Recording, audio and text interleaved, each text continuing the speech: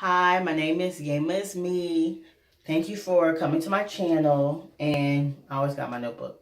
And what I want to discuss today, what I want to talk about today is why is it that whenever you see like a friend group, especially with people of color, specifically black people, you always see like a group of friends where they all dark skinned, or you see a group of friends where they're all light skinned. And and you'll see it on college campuses, you'll see it in high school, you'll see it in public. I know I've been seeing them pictures like hell on Pinterest, the squad goals, best friend goals. I noticed that a lot. So one thing I want to bring up is, I took a lot of sociology classes. I graduated with a human development and family studies degree. But in sociology, we learned that people like to interact and build relationships with those that look like them. So, even if you're in the class, let's say black people, you're in the class and the class is predominantly, white, and there's another black person there, you're going to go and talk to the black person because you more than likely will have something in common with them, even if it's not personality traits or just leisure activities, but just off of your appearance. It kind of makes you feel more comfortable, and you feel like that person will, I guess, understand you and understand your perspective. And that's pretty simple. That's pretty simple. It's just like for you, let's say you're somebody who, you wear like, okay, you wear a wig, right? And you wear a wig, and let's say you wear makeup. You see somebody else, let's say at orientation, who got a wig and wears makeup. You like, dang, we got something in common. You wear a wig and you wear makeup too. Or because for me, I'm natural. Let's say I'm natural. I see somebody else who's natural. And it's like, dang, you natural too. What natural hair products you use? Oh, these are natural hair products I use. Okay, now I got something in common, with you. And yeah, just like I had said before, secondly, that we already know there's so many pictures on social media, on Twitter, on Instagram, on Tumblr, on Pinterest, where it's like gang friends. I'm gonna see if I can insert some pictures from Pinterest, because Pinterest, I can make some videos about Pinterest. I love Pinterest, but I can show you all the pictures. Um, and three, if you see a group of light skinned friends, like for me, when I see them, I might see one person who's darker. Maybe somebody who's like my complexion, or maybe somebody who's, dark skinned. And I've seen this a lot on college campuses. I went to UNCG. I used to see that a lot. And four, I would like to say, that's the question I want to ask, is why. And in your basic sociology class, like Sociology 101, Intro to Sociology, you learn that people tend to be friends with those who have a similar appearance, just like I said. And I even want you to ask yourself, like, how often are you friends with somebody who don't look like you?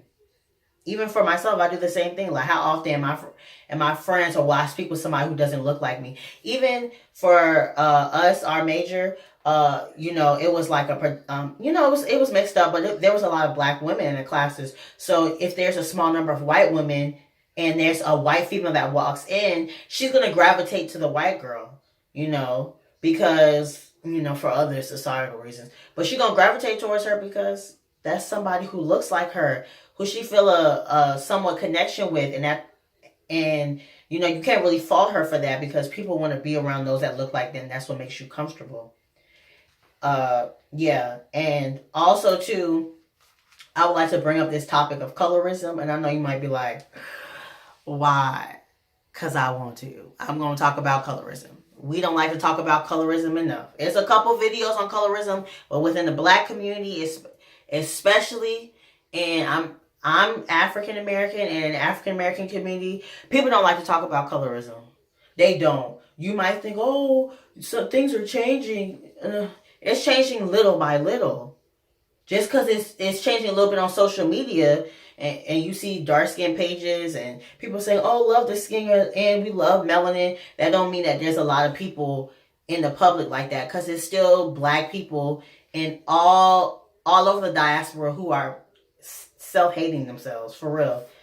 Um, Colorism, this is this ideal, this ideology that was created by, I mean, personally, I believe it was created from what I've like read and researched from like JSTOR. I'm gonna put JSTOR on there because people can be like, where you get your information from, or Google scholarly searches, or your university's accredited library, like I think like Proxy or something like that.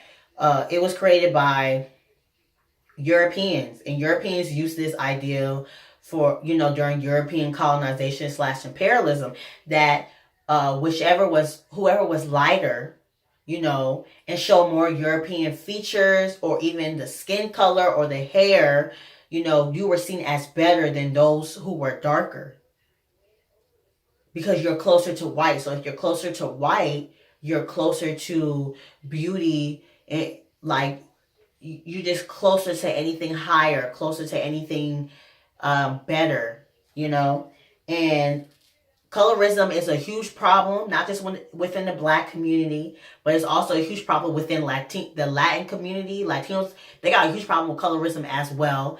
And Amara La Negra, she talks about that. And they have a huge problem in the Asian community and in the Middle Eastern community. The Black community, we know that. I don't know much about for the Pacific Islanders and the Native Americans. I don't know. I don't know about that.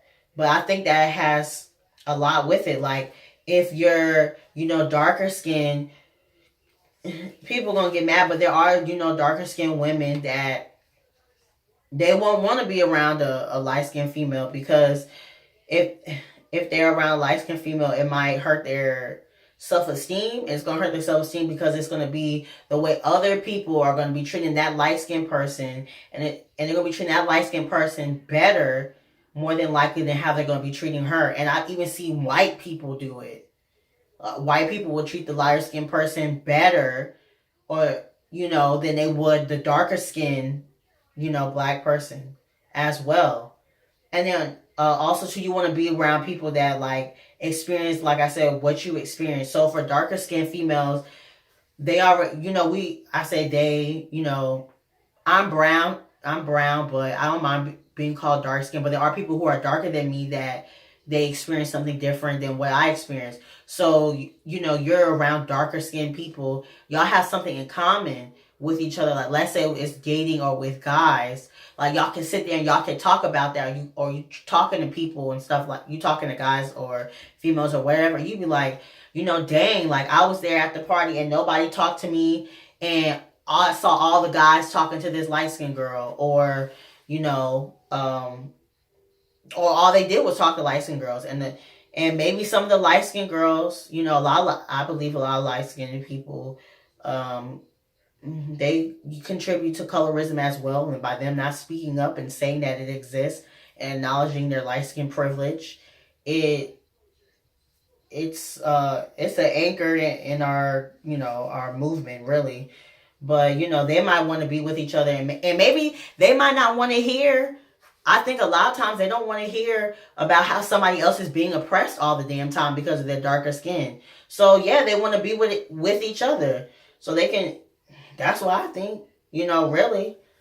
And also too, there's also this beef, there's this tension between light skinned people and dark skinned people, especially with the females, I think that can happen a lot, but I think there needs to be more friends where it's a plethora of shades so that you can get everybody's perspective.